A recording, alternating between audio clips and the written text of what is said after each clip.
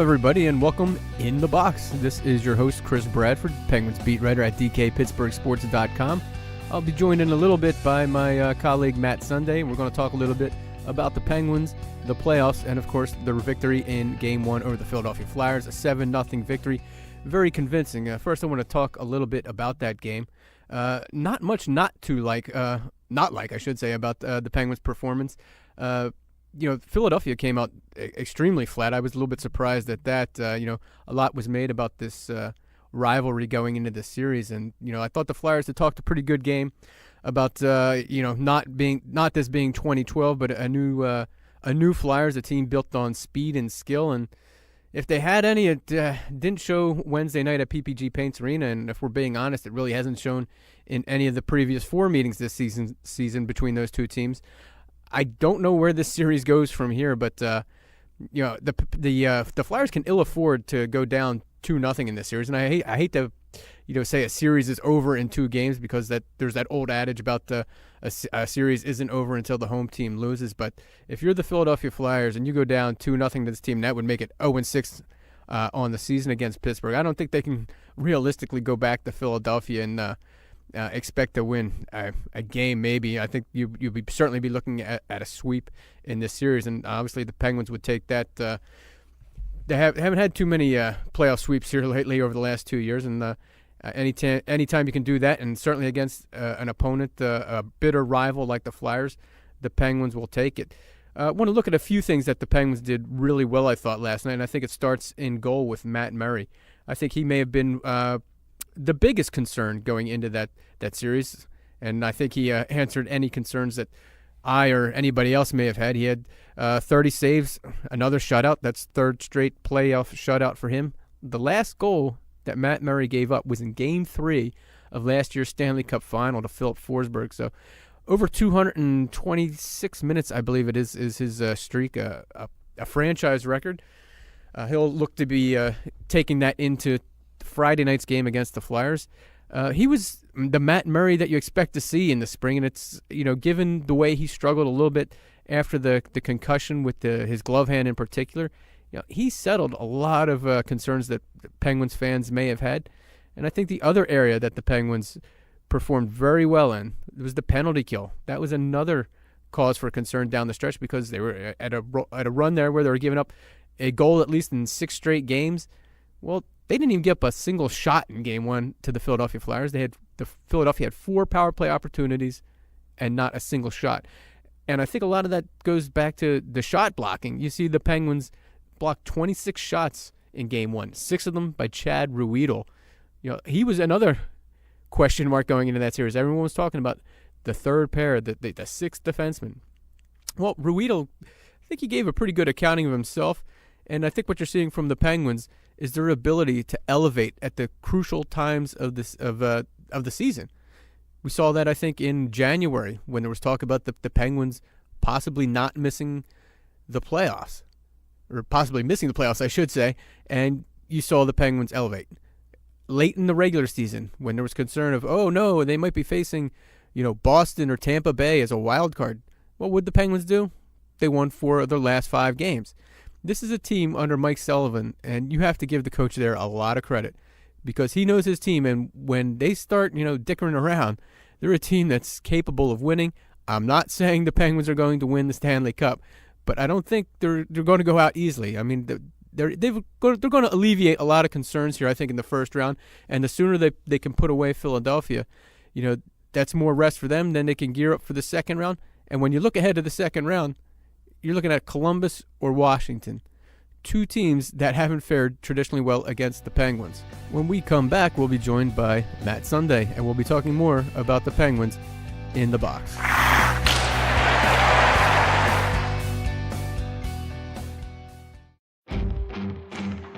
Miller Lite is the original light beer, and we'll always brew it to have more taste, with only 96 calories and 3.2 carbs.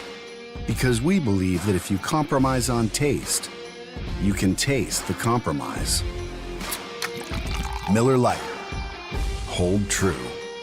Great beer, great responsibility. 2018 Miller Brewing Company, Milwaukee, Wisconsin. Average analysis, 12 fluid ounces. Less than 1 gram protein, 0 grams fat. If you're one of the thousands of Western Pennsylvanians who love to get outdoors, then you need to check out this cool new website, stepoutside.org. Learn where, when, and how you can go camping, hiking, or hunting, or take part in power sports, shooting sports, or water sports in your local community or across the country at stepoutside.org, where everything you need to know is just a click away. That's stepoutside.org. What I want from my public accounting firm is big ideas. But I don't want to lose the personal attention. My company needs global capabilities. From a firm with local ownership. And I want to work with industry experts. Who take the time to understand my unique challenges. And that's what sets Schneider Downs apart. Expertise for the most complex business issues. With the service you need every day.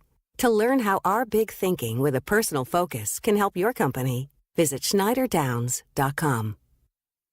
Injured in an accident? Need assistance in preserving your business's interests? Let the attorneys at Bassey, Vreeland & Associates protect your legal rights. For over 65 years, Bassey, Vreeland & Associates has been representing the citizens and businesses of southwestern Pennsylvania. With offices strategically located in Washington and Charleroi, Bassey, Vreeland & Associates can deliver results for you throughout the Pittsburgh area. Visit www.bmvlaw.com or call 724-228-7000 to see how Bassey, Vreeland & Associates can meet your legal needs. Bassey, Vreeland & Associates.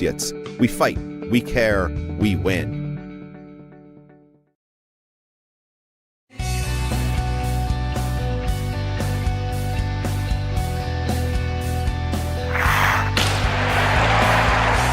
Hello and welcome back to In the Box. Chris Bradford, joined now by Matt Sunday, our crack photographer here at DKPittsburghSports.com. And Matt, I think you always have the best seat in the house because you're able to capture, the emotion of both the players and the crowd.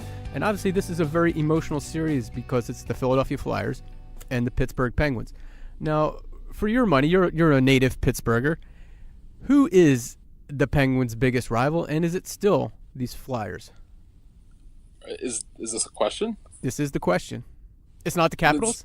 It's not a real question, right? I mean, when are we talking about? Are we talking about the team that you just consider a rival, or are we talking about the team that you just end up facing and beating every year in the playoffs?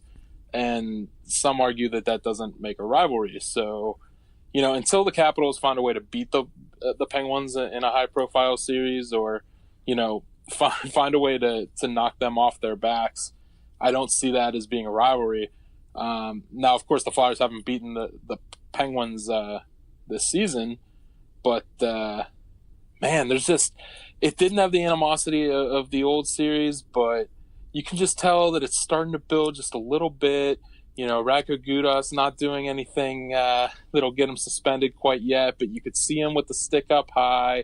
You could see some of the net front battles. You could see the Jamie Oleksiak hit on the boards.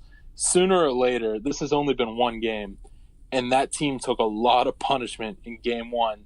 Every time the Penguins scored and Claude Giroux went to the boards and just kind of sulked as the fans pounded the glass and kind of mocked him there, you just expect sooner or later that something's going to boil over and something's going to happen. That's what makes a good rivalry. Yeah, so I've kind of been on the fence on this one for a few years because the Penguins and the Capitals have met 10 times I believe in postseason play. Closer geographically, marginally closer, but there's something about the Flyers that just seems to bring out the venom in Pittsburgh, and not just the Penguins. I mean the people. When people talk about the Flyers, it's a visceral hate that you sense. Yeah, I mean it's the animosity. I mean, one of our own employees, Audrey's in the middle of the state, and she's talking about just wanting her piece back out there at State College. She's talking about, she's right there where the battle line really is, and she's seeing both sides of it. The bars have been taken over by people from the Penguin side and from the Flyers side. People love to argue as much in the bar and with their friends and family across state, as I'm sure you're well aware of as somebody who recently cheered on a Philadelphia victory. But yeah, let's not talk about that. it's a little bit different. It's a little bit different for this Penguins Flyers series because you have the people that just you don't see the hatred for the Capitals like you do the Flyers in Pittsburgh. Now, do you think the Flyers have any chance at all of winning this series? Yeah, I mean, there's always a chance, right? And you can say that it's not just one game. They pounded them 7-0, but I mean, it's still just one game. And the Penguins have lost. How many times have the Penguins lost the first game and won the series in the last couple of seasons or in their history? So, I mean, you talk about what can change from game to game. What if they don't start Brian Elliott? What if Peter Mrazek comes out and he's got just a completely different grasp of the goaltending situation as a starter, and the Penguins can't beat him. And we saw a similar situation when the Penguins played Tampa 2 seasons ago, and the goaltending change happens in the first game, and you're like, oh wow, the Penguins are going to cruise. But the reality is that it ultimately is just one game. The Flyers could make the goaltending switch. Maybe Brian Elliott doesn't start this next game, and Peter Mrazek comes in and he shuts the door from the start of the game. That's probably not the likely scenario that he shuts down this team. But, 2 seasons ago when the Penguins played Tampa Bay, the goaltending injury happens there in the first game, and you think, wow, this is going to be a quick series, and it ends up being the complete opposite of what everybody thought. And then you've got, a beat 'em down, drag it out series. And I don't think that's what's going to happen here with the Flyers, and I'm not willing to count them out quite yet. Yeah, well, fortunately for those Tampa Bay teams, they had Andrei Vasilevsky, and we've seen what has become of him since that series 2 years ago. I'm not going to compare Peter Mrazek to them, but I'm not going to say the series is over. But as I was mentioning in the first segment, it does not look too good for the Flyers. So I suspect that the Penguins will get out of the first round relatively unscathed. And when we come back, we'll be talking a little bit more about the other playoff series, including one involving a popular former Penguin, Marc-Andre Fleury.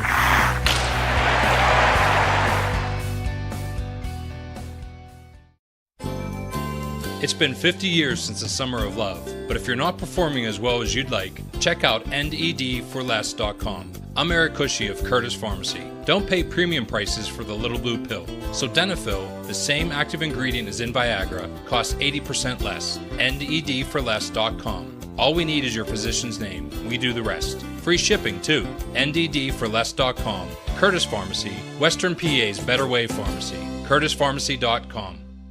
Fast greens, friendly staff, and some of the best wings in Pittsburgh can be found right in the heart of Moon. Moon Golf Club has unique challenges fit for any golfer. And once your round is over, you can be refreshed at the 19th Hole Bar and Grill, offering weekly food specials and daily beer specials. You can even make it a family outing on the weekends when kids play free after 4 p.m. And soon, you'll be able to book your event in their brand new pavilion and patio area. Visit moongolfclub.com to find out more and book your tee time now. Point Park University can help you earn your degree. Choose from nearly 100 programs leading to bachelor's, master's, and doctoral degrees. Our career-focused programs are taught by faculty who share their real-world experience and practice what they teach. Point Park's downtown Pittsburgh campus gives you the opportunity to work with leading companies and organizations. Choose from on-campus or completely online. You can learn at your pace in the style that works for you. Call 1-800-321-0129 or visit pointpark.edu to learn more. DKPittsburghSports.com, our city's pioneering independent sports journalism site now being replicated across the continent, is proud to offer one-of-a-kind coverage of our city's professional sports teams.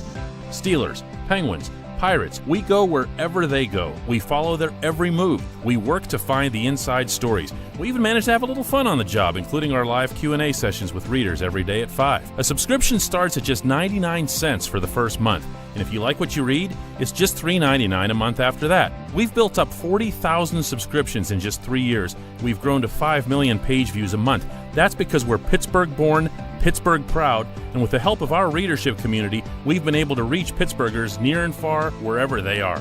DKPittsburghSports.com. Coverage that connects.